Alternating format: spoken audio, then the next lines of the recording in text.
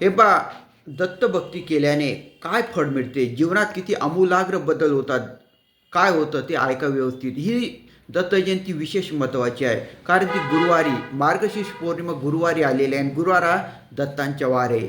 सर्वात महत्त्वाचे फळ तुम्हाला मिळतं ते म्हणजे मानसिक शांती आणि समाधान मिळतं दत्तभक्ती केल्याने. असं समजलं जातं की दत्त महाराज 24 गुरूंच्या माध्यमातून ज्ञानदानाचे कार्य करतात, त्यामुळे तुम्हाला ज्ञान मिळण्यास मदत होते.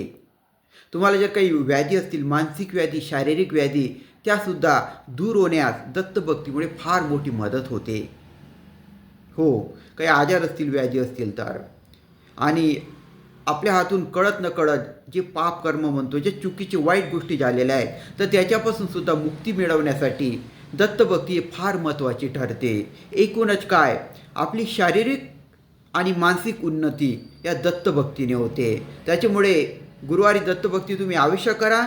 दत्त जयंतीला आणि जर तुम्हाला शक्य असेल तर दत्तचरित्र पठण अवश्य करा आणि औदुंबर वृक्ष असेल तर त्याच्या खाली केल्याने अजून तुम्हाला जास्त फळ मिळण्यास मदत होते. जास्तीत जास्त चांगली माहिती, चांगले विचार शेअर करा, म्हणजे लोक दत्तभक्ती का करावी आणि या दत्तजयंती किती महत्त्वाची आहे हे लोकांना भक्तांना समजण्यास मदत होईल. करा आणि माहिती जर तुम्हाला आवडली असेल तर सबस्क्राईब करा. धन्यवाद.